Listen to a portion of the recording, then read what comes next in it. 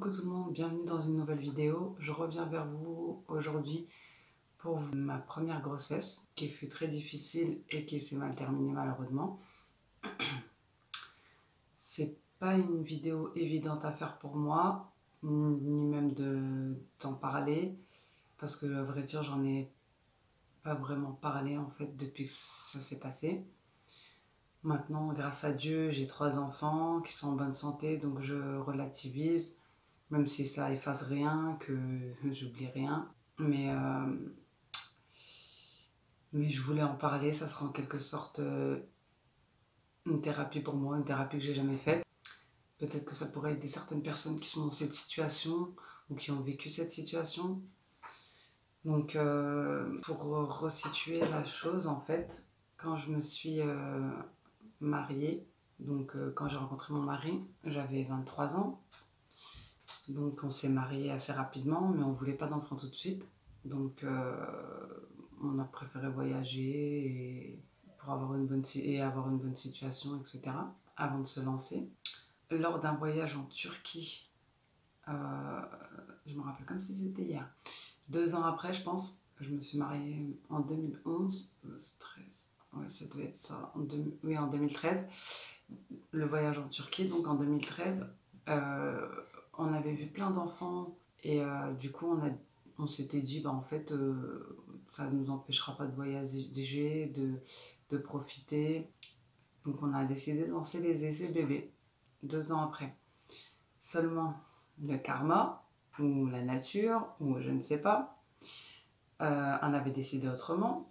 Donc j'ai mis 1 an pile poil de octobre à octobre pour tomber enceinte de ce premier bébé tant attendu. Donc j'avais tout fait, tout ce qu'on m'avait dit de naturel, de pas naturel, les médecins, etc. Mais voilà, ça arrivait quand ça devait arriver. Enfin, non. J'ai vu au bout d'un moment une gynécologue, enfin j'ai vu 3 gynécologues même, sauf qu'ils étaient... il y en a un, il m'a donné un médicament comme ça, sans m'avoir fait aucune analyse. Il m'a dit, dans 3 mois vous êtes enceinte. J'ai pris le médicament, l'enfer. J'ai eu 5 mois de règles, déjà. Bon, désolé, c'est pas très... Voilà. Mais bon, pour vous dire, du coup, j'ai décidé d'aller voir un autre médecin qui m'avait donné aussi un traitement que je voulais pas prendre et du coup, il acceptait pas. Donc, j'ai décidé d'aller voir un autre médecin. Bref, je suis tombée sur une gynéco, franchement, super. Elle m'a écoutée, conseillée, elle a repris tout mon dossier à zéro. Elle m'a fait des analyses.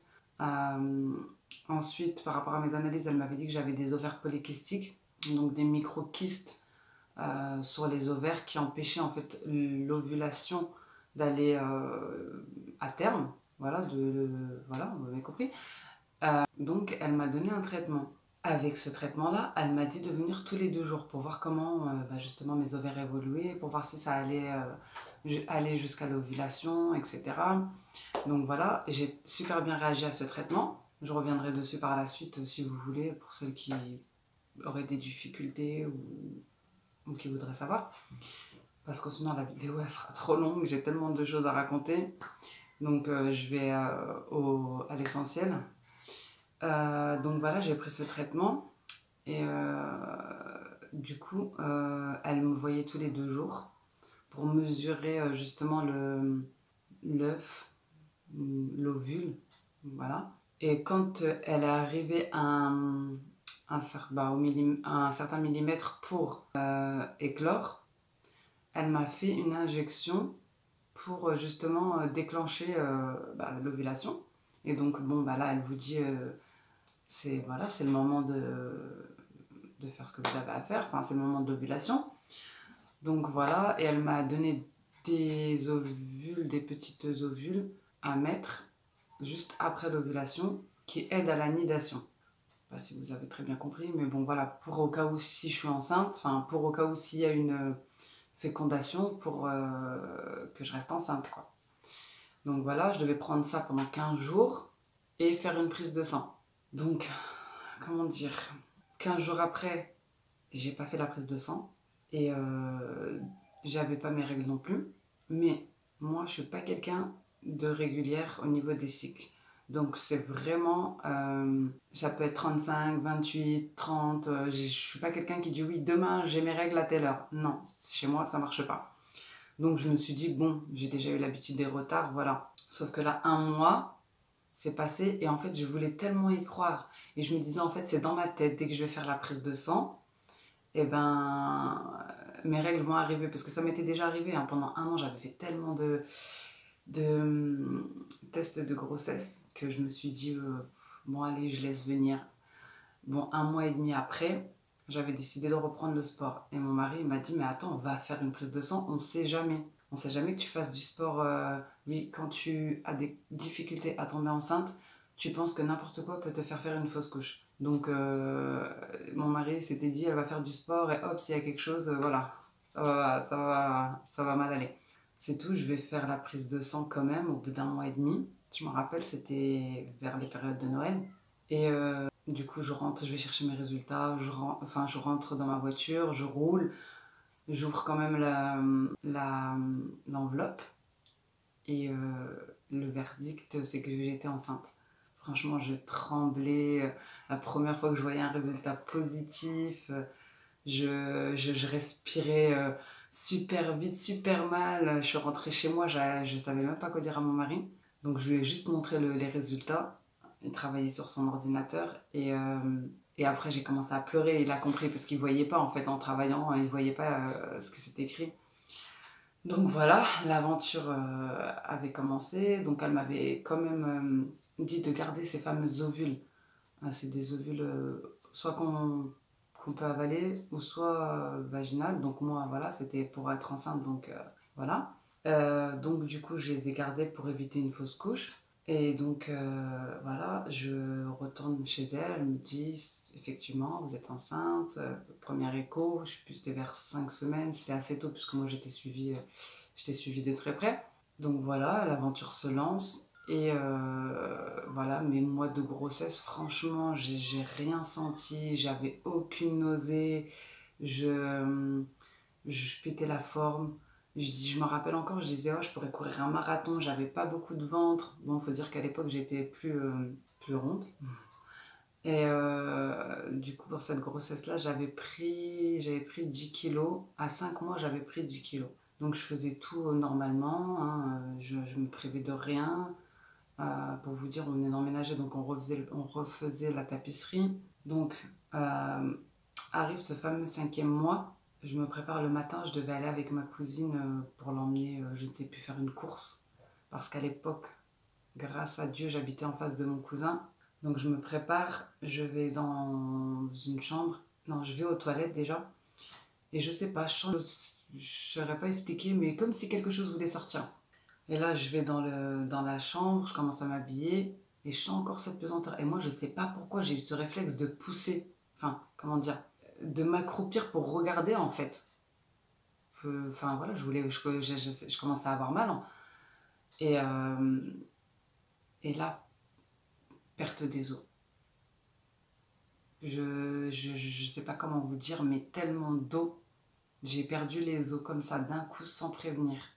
J'étais choquée. Je comprenais pas. Je m'y attendais pas. Je pensais même pas que c'était possible. Voilà, pour moi, comme toutes les femmes, je suppose, voilà, on m'a dit, enfin, j'avais jamais entendu qu'il pouvait se passer quelque chose après les 3 mois. C'était soit on fait une fausse couche jusqu'à 3 mois, soit, voilà, après 3 mois, tout se passe bien. Donc, je perds les os, la panique. Surtout que le mardi, pardon, le mardi, j'étais chez la gynéco. Elle m'a dit oui, vous avez fait la moitié de votre grossesse, donc c'est pour bientôt, tout se passe bien. Par contre, elle m'a dit, est-ce que vous vous reposez? Donc moi, je lui dis, bah oui, je faisais rien de particulier. Et le samedi, je perds les os. Donc en fait, elle avait vu, enfin, j'ai su par la suite qu'elle avait vu que mon col s'était raccourci et je lui en voulais sur le coup. Honnêtement, je lui en voulais de ne pas m'avoir prévenu, de ne pas m'avoir dit, reste allongé. Mais on ne pouvait pas savoir. Surtout qu'au début de cette grossesse-là, ce que j'ai oublié, c'est que j'avais eu un léger décollement du placenta. C'était le seul truc, mais vraiment, c'était léger, il n'y avait pas d'inquiétude. Ils m'ont dit, restez allongé une semaine Et c'était rentré dans l'ordre, ça s'était résorbé tout seul. Donc voilà, c'est des choses qui arrivent. Bref, donc je lui en voulais, mais par la suite, j'ai compris que de toute façon, elle ne pouvait pas le prédire puisque j'avais pas d'antécédents, j'ai personne dans ma famille à qui c'est arrivé. Enfin voilà, c'était écrit quoi, c'était comme ça devait se passer comme ça. Donc je réveille mon mari en panique, lui aussi. On s'habille, on descend pour aller aux urgences. On arrive devant la voiture, le sort. Ce jour-là, il s'était acharné contre nous, les deux pneus crevés. Donc la panique. Heureusement, comme je vous ai dit tout à l'heure, grâce à Dieu, j'habitais en face de mon de mon cousin, pardon. J'habitais en face de mon cousin et de sa femme. Donc je l'appelle, je lui dis, il faut que ton mari m'emmène tout de suite aux urgences, j'ai perdu les os. Il descend en catastrophe, il vient, il m'emmène dans une clinique, donc là où il y avait ma gynéco. Clinique, heureusement qu'elle n'existe plus parce que un cauchemar. Donc j'arrive à la clinique, je monte aux urgences, je vois une infirmière, une sage-femme qui m'ausculte et qui me dit oui, effectivement, vous avez perdu les os, il n'y a plus de liquide amniotique, le bébé il va bien, donc vous allez accoucher. 5 mois. Moi j'étais perdue, j'étais paniquée, je comprenais pas, je me voyais pas accoucher, donc je lui disais non, je veux pas accoucher, je lui disais non, non, non, appelez un médecin. Donc elle appelle un médecin, le médecin il vient, il m'ausculte, je me rappellerai toujours de sa phrase de fin. Bref, il m'ausculte et il me dit le bébé il va bien, vous n'avez pas de contraction, donc vous n'allez pas accoucher aujourd'hui. Par contre, vous n'avez plus de liquide amniotique. Le liquide amniotique, à la limite, ça se refait. Mais là, moi, j'avais tout perdu. La poche, elle avait complètement rompu. C'était pas juste une fissure. Et il me dit donc, on va attendre de voir comment ça se passe. Donc, je restais hospitalisée. Il fallait pas que j'ai d'infection. C'est ce qui aurait déclenché le travail, en fait. Et il me dit, pour finir, par contre, cette grossesse ne comptait pas dessus. Je m'en rappellerai toute ma vie. Donc, moi, je pleure, je pleure, je pleure. Enfin, vous voyez. Il m'hospitalise. Euh, il m'hospitalise, donc du coup, je reste là-bas. Un cauchemar.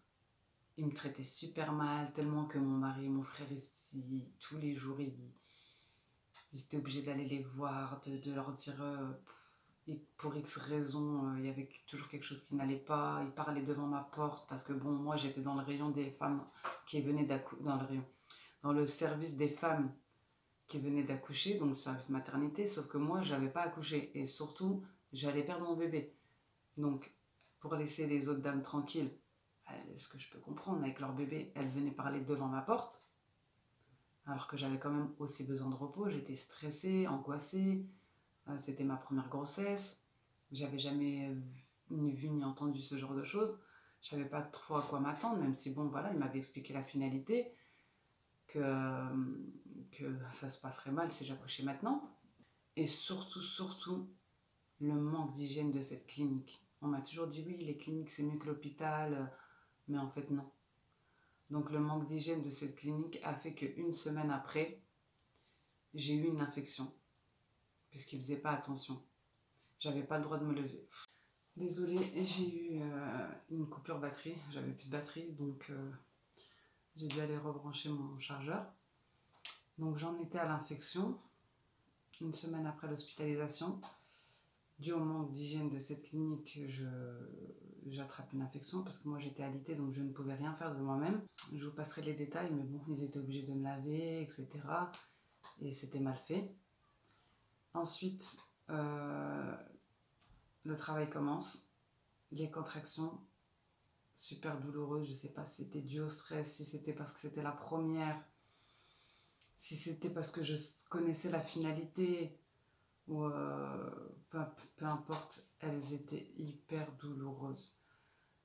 De là, je dis à mon mari que je veux pas accoucher ici, même si je savais très bien, en fait, dans tous les cas, ça se finirait pas bien, mais je sais pas, on garde espoir jusqu'au bout. Donc je lui dis-leur qu'il me transfère au CHU, là où il y a tout l'équipement nécessaire, niveau 3 pour les grands prématurés, etc.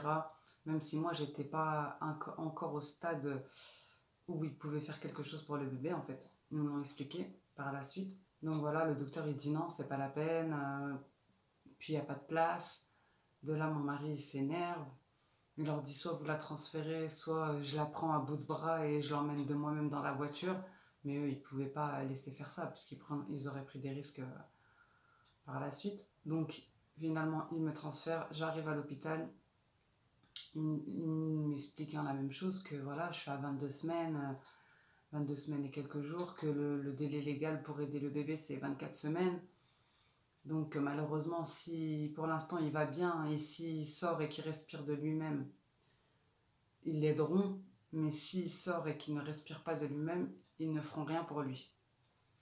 C'est comme ça, c'est la loi, c'est triste et tout ce que vous voulez. On se dit que pour quelques jours, pour eux, 10 jours, une semaine, 2 semaines, ils vont pas aider votre bébé.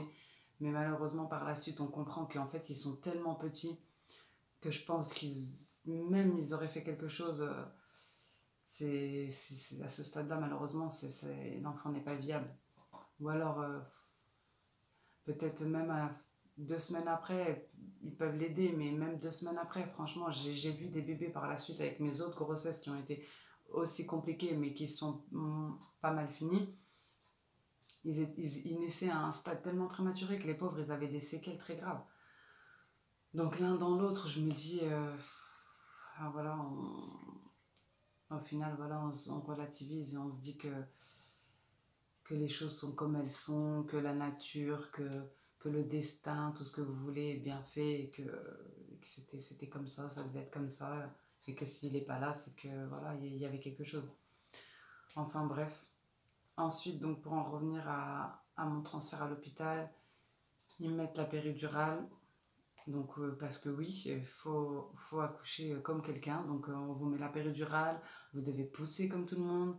J'ai eu 20 heures de travail pour au final vous dire que vous êtes en train de pousser et entre guillemets, vous êtes, vous êtes en train de pousser et le bébé va sortir et il va partir quoi.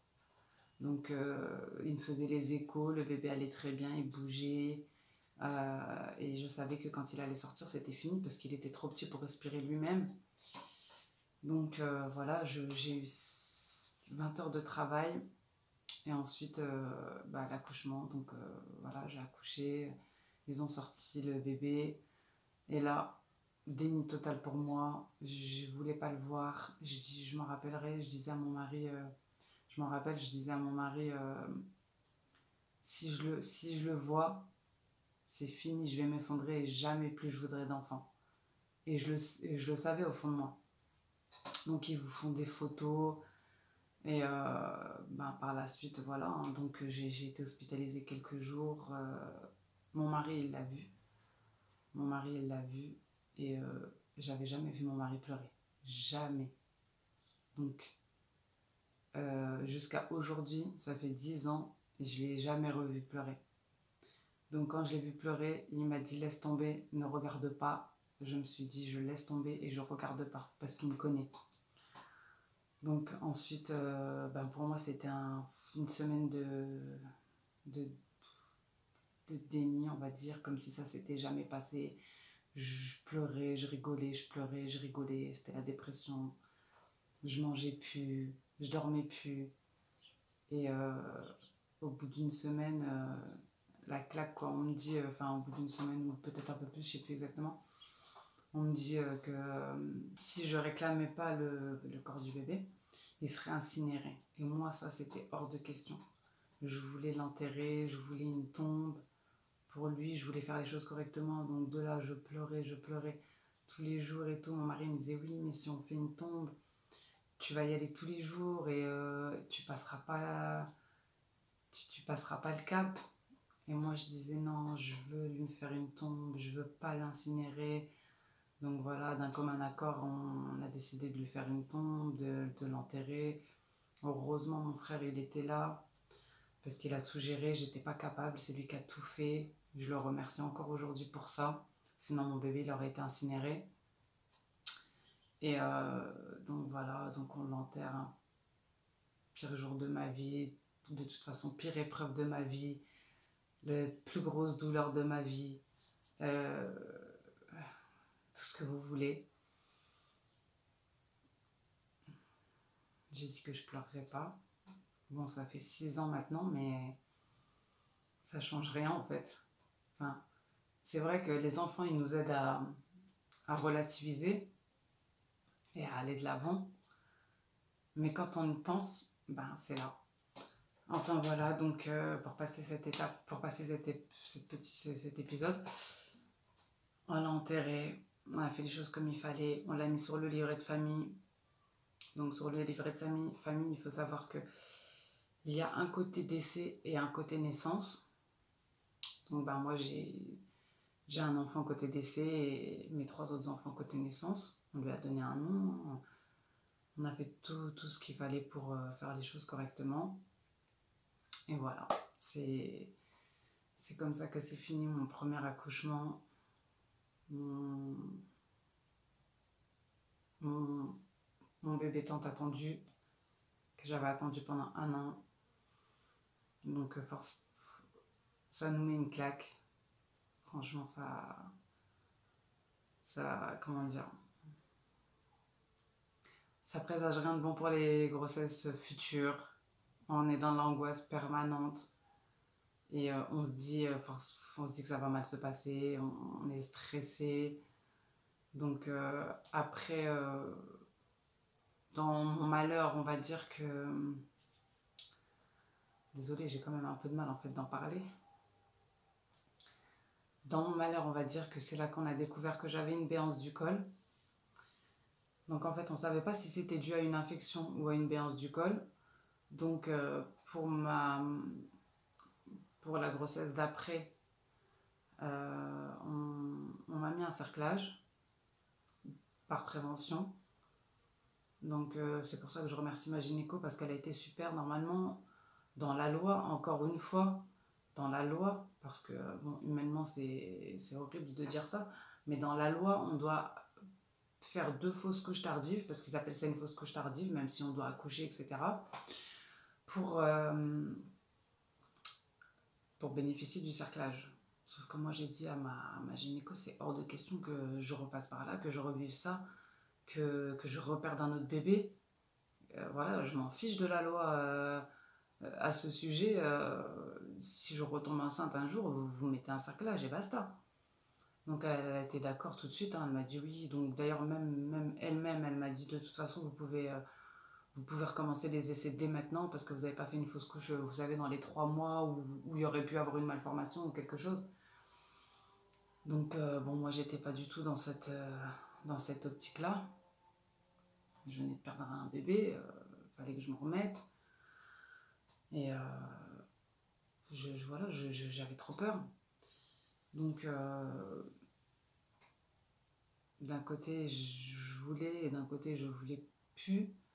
Et je m'étais dit, si je le refais pas maintenant, je le ferai plus. J'aurais plus la force. Et en même temps, je me suis dit, s'il doit se repasser un truc, ou si je dois se repasser une épreuve comme ça, je préfère que ça se passe maintenant. Je suis encore jeune et j'arrête. J'avais dit à mon mari, si la seconde grossesse, elle se passe mal, j'arrête là. Ça sera sans moi. Donc c'est tout. Donc je disais, dans cette épreuve, on s'est rendu compte que j'avais une béance du col. Donc la béance du col, sans rentrer dans les détails, en fait c'est le col qui est fragile et qui lâche sous le poids de la grossesse en fait. Normalement le col, voilà, il doit faire son travail de rester fermé. Or que moi, à 5 mois, il commence à s'ouvrir sous le poids de la grossesse. Parce qu'il est fragile, il est trop fragile. Donc voilà, c'est pour ça qu'on m'a mis un cerclage pour faire le rôle artificiel du col en fait. Un cerclage en fait, enfin je reviendrai dessus si vous voulez, c'est des fils qu'on vous met pour vous fermer le col pendant la grossesse. Donc voilà, c'était mon histoire, c'était ma petite thérapie avec vous. En espérant, j'ai essayé de pas trop rentrer dans les détails pour pas trop vous ennuyer, que ce soit pas trop long. Si vous voulez que je revienne sur quelque chose ou s'il y a quelqu'un qui passe par là, mettez-moi un commentaire, il n'y a pas de souci. Ou j'allais dire un message privé, mais j'ai pas encore J'ai pas de Snap ou d'Instagram pour cette chaîne. Encore, c'est un projet, mais dites-moi si vous voulez que je la fasse et si vous préférez m'envoyer un message en privé. J'ai fait cette vidéo d'abord pour moi, pour me libérer de ce poids qui est encore bien présent. Et, euh, et voilà, hein, c'est comme ça, c'est le destin, c'est la nature. Il est vrai que quand j'ai fait aussi ma prise de sang pour la trisomie, elle n'était pas bonne. Donc je sais pas, est-ce que je me dis ça pour me dire qu'il y avait quelque chose et que c'est comme ça, les choses sont bien faites. Peut-être que, je sais pas, peut-être qu'il aurait eu quelque chose, peut-être pas, je sais pas.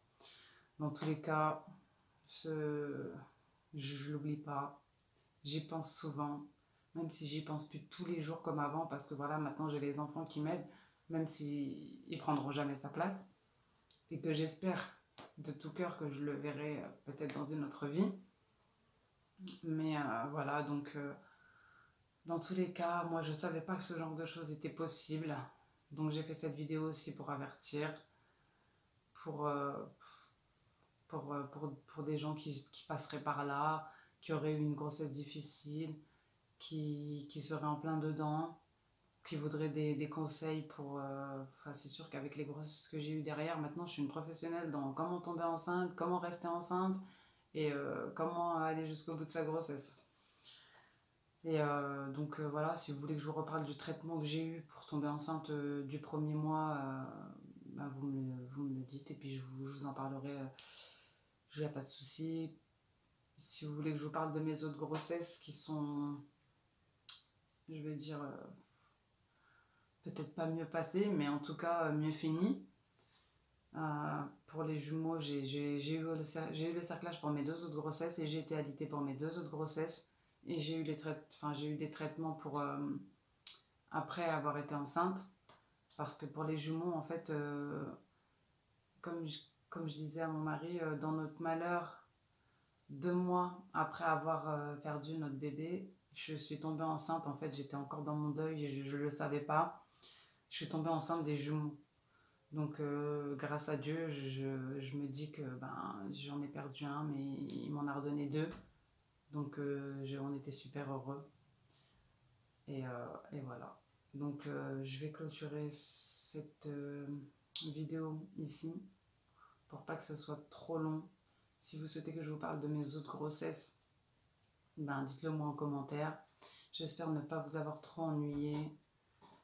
Je vous ai livré une lourde partie de ma vie, on va dire. Et comme ça, vous me connaîtrez un peu mieux. N'hésitez pas à m'envoyer des commentaires ou à m'envoyer des messages pour qu'on en discute. Si vous êtes dans cette situation ou si ça peut vous faire du bien, en tout cas moi ça me fera du bien. 6 ans après, c'est vrai que voilà, je suis toujours dedans, mais voilà, il faut laisser du temps au temps. On n'oublie jamais. On n'oublie jamais ces phrases. Quand vous accouchez, les gens, s'il vous plaît, quand vous perdez un enfant, arrêtez avec vos thés jeunes, t'en auras d'autres. Ou s'il est parti, c'est qu'il y avait quelque chose. Tout ça, on le sait. Et encore que, hein, quand on a perdu son premier enfant et qu'on a déjà eu des complications pour être enceinte, j'ai envie de vous dire, on ne sait pas si on retombera enceinte et on ne sait pas si on arrivera au bout d'une grossesse. Donc de nous dire ce genre de phrase, ça aide personne. C'est tout, il faut laisser du temps au temps, il faut laisser les gens en parler, parce que peut-être que pour vous c'est une fausse couche, mais pour nous ça existait, on était enceinte, on l'a portée, on l'a accouchée, enfin on l'a portée dans le ventre, je veux dire, on l'a accouchée. Moi personnellement je l'ai enterré, il est sur mon livret de famille. Donc voilà, même si pour vous vous l'avez jamais vu, il n'existe pas, pour moi il existe. Donc de me dire ce genre de choses, ça m'aide pas du tout en fait. Enfin bon, c'est pas grave, hein, les gens qui ne sont pas passés par là ne peuvent pas forcément comprendre. Moi-même, si j'étais pas passée par là, peut-être que je n'aurais pas compris. Dans tous les cas, je suis contente de vous en avoir parlé. J'espère pour celles qui sont enceintes que ça se passera super bien. Pour celles qui vont pas tarder à accoucher, qu'ils auront un accouchement de rêve. Moi, mes 2 accouchements, enfin mes 3 accouchements même étaient totalement différents. Donc pour vous dire d'un accouchement à un autre, voilà, tout peut aller correctement. Et j'espère que cette vidéo vous aidera à surmonter cette épreuve si vous êtes dans cette épreuve. En tout cas, si c'est votre premier bébé, sachez que c'est pas une finalité. Moi, j'en ai eu 3 derrière. Malheureusement, c'est la nature, mais il faut passer au-dessus. Je vais vous laisser et je vous dis à bientôt dans une nouvelle vidéo en espérant que celle-ci vous aura plu. Et on se retrouve bientôt. Je vous fais des gros bisous et portez-vous bien.